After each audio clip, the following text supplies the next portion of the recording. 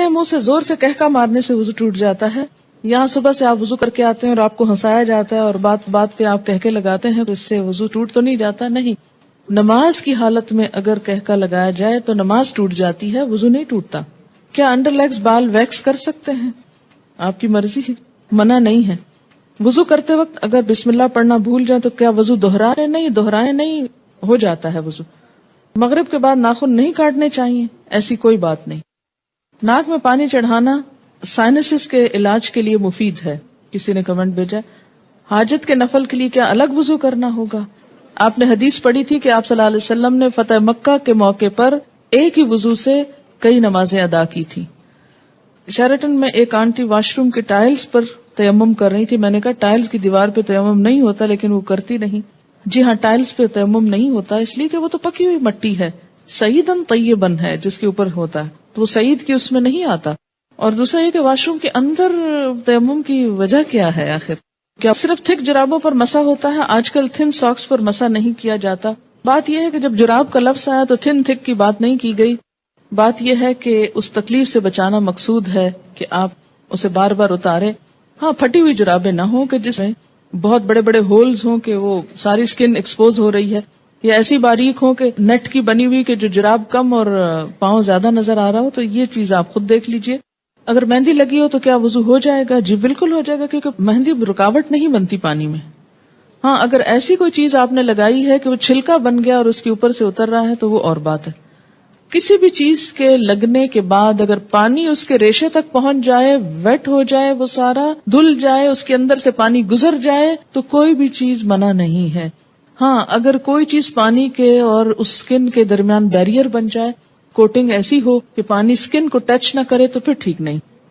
کتے کے بارے میں سوال ہے کہ کپڑے کو لگ جائے تو نماز پڑھ سکتے ہیں؟ جی, اگر ڈرائی ہے تو ٹھیک ہے, کوئی حرج نہیں, لیکن اگر ویٹ کتا ہے یا اس کے چھینٹے آپ کے اوپر آ گئے ہیں تو درست نہیں ہے. کیا عورتوں کا ختنہ جائز ہے؟ آپ کس دنیا میں رہتے ہیں, کس دنیا میں رہتے ہیں؟ مجھے حیرت ہوتی ہے بعض دفعہ آپ کی حیرت پر. آپ کو پتا ہے بعض افریقن کنٹریز میں یہ رواج ہے.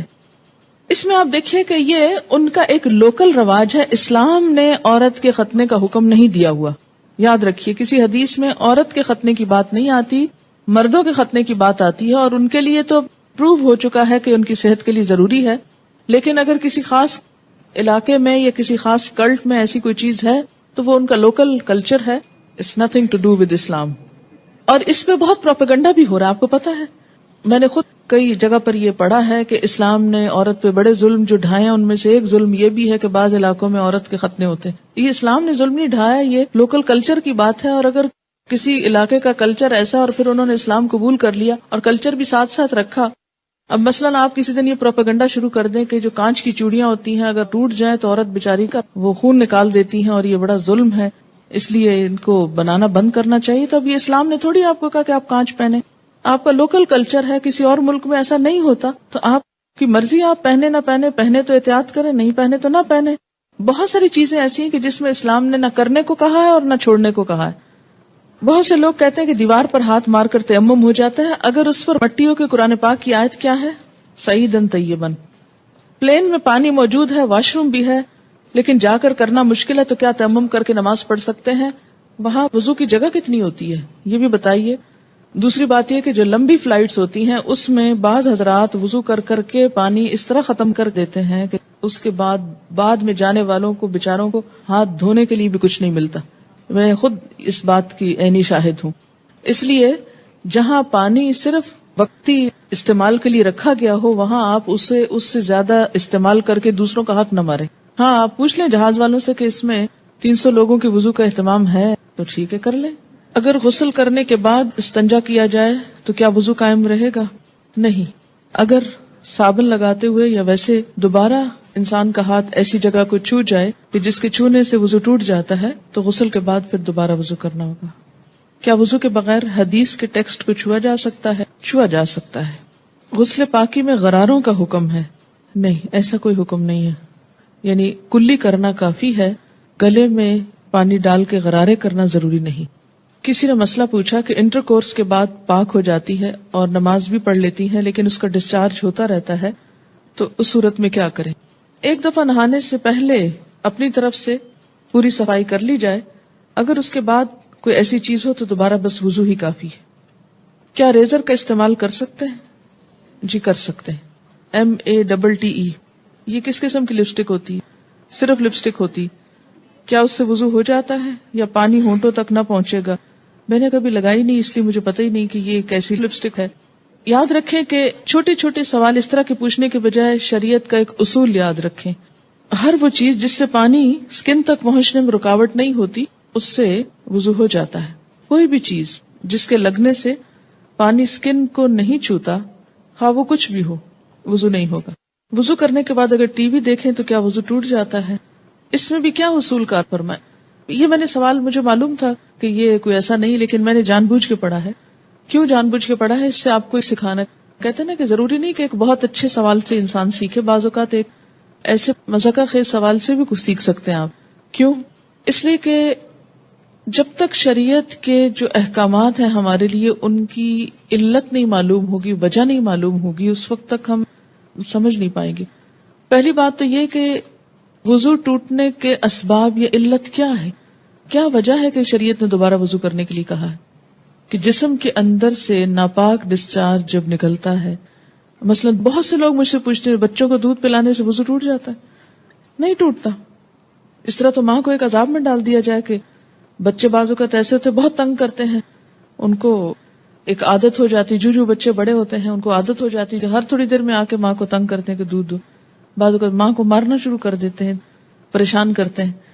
اب ماں صرف اس لیے مار کھاتی رہے کہ میرا وضو ہے، اور بعض اوقات یہ کہ 2 سنت پڑھی آپ نے اور فرض پڑھنے کے درمیان میں بچے نے شور مچانا شروع کر دیا، بجائے اس کے کہ آپ فرض پڑھیں، آپ پہلے کیا کریں، اسے دودھ پلا لیں، اور آپ اس لیے نہ پلائیں کہ وہ میرا وضو نہیں رہے گا تو بچہ شور مچا مچا کے سب کو جگا ڈالے، اور پھر یہ کہ آپ نماز میں بھی کوئی توجہ نہ ہو کہ وہ چیختا ہے چلاتا رہے، میں پہلے نماز پوری کر لوں پھر دودھ پلاؤں گی۔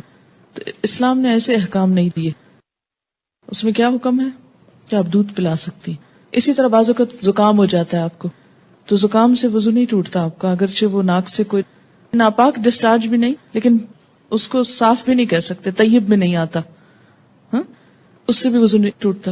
اسی طرح آنسو ہے، آنسوؤں سے بھی وضو نہیں ٹوٹتا، کہ ایک شخص کو گھنٹہ رو لیا ہے اور اس کے بہت آنسو بہ لیے، تو اس سے بھی اگر زیادہ بہا سکتا تو بہا لے اپنا دل ٹھنڈا کرنے کو، وضو نہیں ٹوٹے گا۔ ٹھیک ہے، تو عربی میں ایک اصطلاح استعمال ہوتی ہے، اگر وہ یاد رہے آپ کو تو بہت آسانی ہو جائے گی، کہ سبیلین سے جو کچھ نکلتا ہے اس سے وضو ٹوٹتا ہے۔ سبیلین 2 راستوں کو کہتے ہیں، یعنی ناپاک ڈسچارج کے 2 راستے جو ہیں، سبیل کہتے ہیں نا راستے کو، تو سبیلین دونوں راستوں سے، اور اس سے مراد یعنی یہ ایک ٹرم استعمال کی جاتی ہے بجائے ان دونوں جگہوں کے نام لینے کے۔ گفتگو میں جو الفاظ انسان استعمال کرتا ہے اس سے انسان کی شخصیت کی عکاسی ہوتی ہے کہ اس کا مزاج کیسا ہے۔ جن کا مزاج گندا ہو وہ گندی باتیں کرنے اور گندے الفاظ بولنے کو انجوائے کرتے ہیں، لیکن ایمان، گندگی اور ناپاکی اور یہ تمام چیزیں جو ہیں یہ ایک دوسرے کی ضد ہیں، یہ انسان کی ضروریات میں سے تو ہیں، اسی لیے انسان کیا کہتا ہے، اپنی ضرورت سے فارغ ہونا۔ ایک بہترین لفظ ہے جو مطلب بھی پورا کرتا ہے اور ان الفاظ میں بھی کوئی قباحت نہیں ہے، کوئی شناعت نہیں ہے۔ تو اسی طرح جب سبیلین کا لفظ بولا جاتا ہے تو اس لفظ کے سمجھنے میں آپ کو تو دقت نہیں ہے، کیونکہ آپ عربی پڑھتے ہیں، قرآن پڑھتے ہیں، آپ کو اتنا معلوم ہے لفظ۔ جو چیز وضو لازم کرتی ہے وہ کیا ہے؟ سبیلین سے کسی چیز کا اخراج، ڈسچارج۔ ٹھیک، بعض ڈسچارجز سبیلین سے صرف وضو کو ضروری کرتے ہیں اور بعض سے غسل بھی فرض ہو جاتا ہے۔ ٹھیک، جہاں تک خون کے نکلنے کا تعلق ہے، سبیلین کے علاوہ اگر جسم کے کسی حصے سے خون نکلتا ہے، مثلا دانت سے نکسیر پھوٹ گئی، کہیں اور کٹ لگ گیا، جسم سے خون نکل آیا، اس کے بارے میں 2 آراء ہیں، اختلاف ہے۔ سبیلین میں کوئی اختلاف نہیں، یاد رکھیے، سبیلین کے اخراج میں کوئی بھی اختلاف نہیں، سب کے ہاں ایسے ڈسچارج سے، کسی بھی چیز کے نکلنے سے وضو نہیں رہتا، لیکن خون اگر سبیلین میں سے نکلے تو وضو نہیں رہے گا، مگر جسم کے کسی اور حصے سے، مثلا دانت سے، ناک سے یا ہاتھ سے، اس کے بارے میں 2 رائے ہیں۔ 2 کون سی رائے ہیں؟ ایک رائے یہ ہے اگر اتنا نکلے کہ ایک قطرہ بن کے بہہ جائے، بہنے والا خون نکلے تو وضو نہیں رہتا. ٹھیک ہے، بہنے سے مراد کیا ہے؟ مثلاً کٹ لگا، پہلے رستا رہا، پھر کٹھا ہوا، کٹھا ہو کے ڈراپ گر گیا تو وضو ٹوٹ گیا. ایک یہ رائے. دوسری رائے کیا ہے اس میں کہ نہیں، اس سے وضو نہیں ٹوٹتا، اور وہ دلیل کیا دیتے ہیں کہ حضرت عمر رضی اللہ تعالیٰ عنہ کو جب نماز میں شہید کیا گیا تھا تو انہوں نے نماز چھوڑی نہیں، یا حضرت علی رضی اللہ تعالیٰ عنہ کا جب تیر نکالا گیا تھا نماز کی حالت میں تو انہوں نے نماز توڑی نہیں تھی. ظاہر ہے تیر نکلا تو کیا خون نہ نکلا نا. ہاں، اسی طرح اگر آپ نے وضو کیا ہے، بعض اوقات ایسا ہوتا ہے نا کہ وضو کر کے آپ ہٹنے لگتے ہیں کہ آپ کو منہ محسوس ہوتا ہے، آپ دوبارہ اسپٹ کرتے ہیں تو کیا ہوتا ہے، اس میں کچھ ریڈش محسوس ہوتا ہے کہ لگتا ہے کہ مسوڑوں سے خون آ گیا. اب اس میں وضو کی ایسی ضرورت نہیں ہے. اسی طرح بعض اوقات نماز پڑھتے پڑھتے کسی کی نکسیر چھوٹ جاتی ہوتا ہے نا، بعض لوگوں کو تکلیف ہوتی ہے. نکسیر کا معنی پتا ہے آپ کو؟ جو بلڈ ناک سے آتا ہے، بیماری ہوتی ہے. یا اسی طرح آپ بیٹھے کوئی کام کر رہے تھے، سوئی سے سوئی ایک دم لگ گئی جسم کے کسی حصے میں تو تھوڑا بہت خون رس گیا. یا بعض اوقات ایسا ہوتا ہے کہ کوئی پھوڑے وغیرہ نکل آتے ہیں، ہے نا. اچھا، ان پھوڑوں سے کچھ نہ کچھ تھوڑا تھوڑا رشتہ رہتا ہے، پس نکل آتی ہے کچھ یا کسی کو کوئی اور چوٹ لگ چکی ہوتی ہے تو نماز پڑھتے میں کیا ہوتا ہے، اوپر کھڑے ہوئے نیچے بیٹھے زمین پہ، اس سے وہ پریشر آیا کسی جگہ پر تو خون اور نکل آیا. اس سے یہ نہیں کہ وضو بھی ٹوٹ گیا اور نماز بھی ٹوٹ گئی، نہیں، نماز کنٹینیو کریں. تو تھوڑا بہت اس طرح کا اگر بلیڈنگ وغیرہ ہوتی ہے تو اس کو اگنور کیا جا سکتا ہے. اسی طرح آپ وضو کر کے کھڑے ہیں، ناک سے زکام آ رہا ہے کوئی فرق نہیں پڑتا، رو رہے ہیں آپ، رو رہے ہیں، کوئی بات نہیں. یا منہ سے رال ٹپک گئی، بعض لوگوں کو بیماری ہو سکتی ہے منہ سے رال ٹپکنے کی، سوتے میں تو ٹپکے کی تو وہ تو پھر ویسے ہی وضو نہیں رہے گا.